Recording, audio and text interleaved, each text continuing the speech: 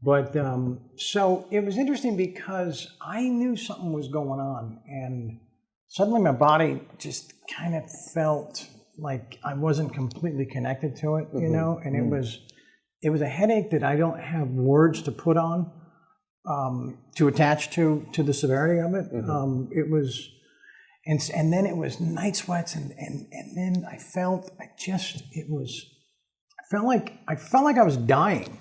I didn't know from what, you know. I thought it was a brain tumor or meningitis or who the hell knows. So a buddy of mine finally pulled me out of bed, got me to the hospital.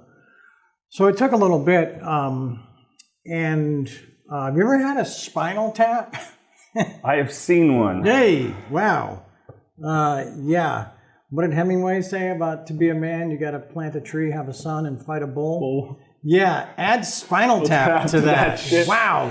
It's the kind of thing you can't quite wriggle away from, you know? And it's right in the middle of your everything. Oh, gosh. Yeah, it's gnarly. Because that was initially, you were thinking meningitis. Yeah, I thought it was, was it consistent night sweats, or was it just like once a week, once a month? No, it was 3 nights in a row. Oh. And not like, oh gosh, I'm a little damp. No, like the pillow, you know, like wringing that shit out. It was awful. So when I'm in the hospital, and the guy comes in and he says, "Here it is. Here's what we've uncovered, what we've unearthed." It was like, oh fuck, because you know, immediately thinking about the rest of your life, and you know, forget like living in the moment. Sure, you know, it's like, oh geez, now what?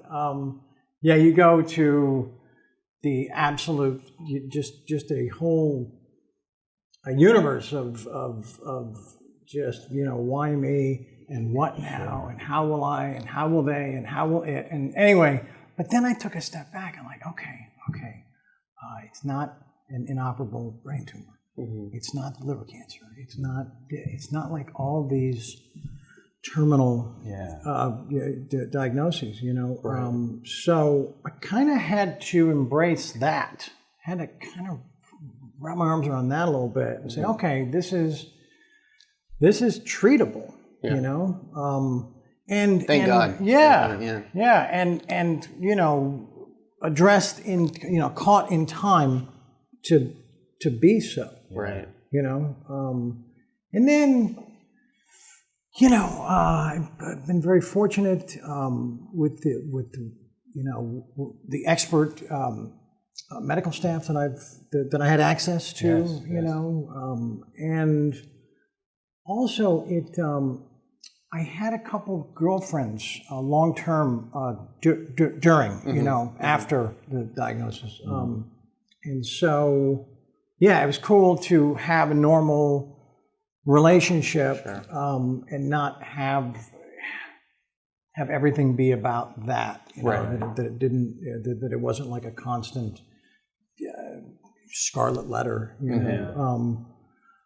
As I said, I'm super grateful for the technology of the medicine. Yeah, absolutely. It doesn't, you know, you have to experiment with a couple combinations and figure out what's right for your makeup, for your physiology. But yeah, there's no side effects. There's no. That's awesome. Yeah. And when they say it's just like diabetes, like you just treat that, I'm sure that was a relief to hear that, right? Yes. That was like, oh. Yeah. Great. Anything that day and those few days after in that hospital that weren't. Right. Hey, you know, hope you've had as much fun as you think you should have. Right. It's time to really lock up your affairs. Yeah. You know what I'm saying? We have a pounding.